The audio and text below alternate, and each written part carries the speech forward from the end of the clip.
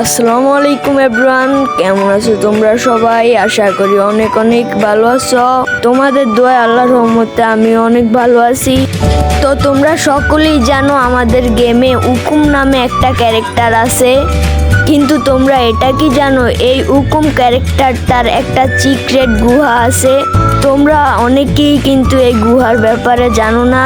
হ্যাঁ, না জানারই কথা, কারণ গুহাটি লুকায়িত অবস্থায় রয়েছে, তাও আবার একটা বড় ঝর্ণার পিছনে।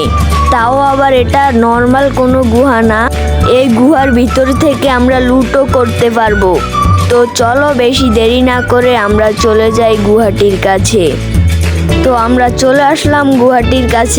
তোমরা এখানে আসলে এরকম টায়ার দেখতে পাবা, যেগুলো দিয়ে তোমরা সিক্রেট গুহাটির কাছে যেতে পারবে। আমার সাথে কিন্তু এক চান্দু এখানে এসে পড়েছে, সেও মনে হয় এই গুহাটির কথা জানে। না জানলে কিন্তু সে এখানে আসার কথা না। আমরা কিন্তু অলরেডি 2টি টায়ার পার করে ফেলেছি। যেহেতু এটা অনেক সিক্রেট জায়গা, তাই এখানে উঠতে কিন্তু অনেক কষ্ট হবে।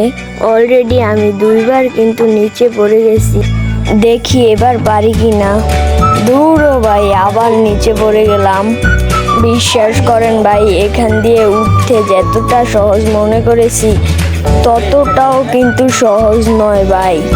ওই চান্দু কোথায় ভাই? চান্দু মনে হয় নিচে পড়ে গেছে।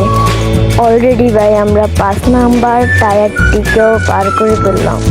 এই বক্সগুলোকে কিন্তু এভাবে ঘুষি দিয়ে ফাটাতে হবে। আমি কিন্তু একটা বক্স ফাটিয়ে ফেললাম। এভাবে সবগুলো বক্স ফাটাতে হবে।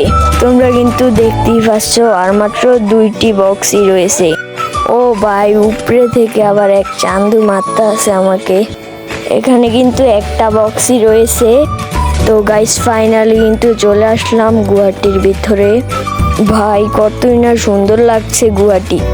এখানে কিন্তু উকুম ক্যারেক্টারের মাস্ক পরে রয়েছে, এই জন্যই ভাই এই গুহাটাকে উকুমের গুহা বলা হয়।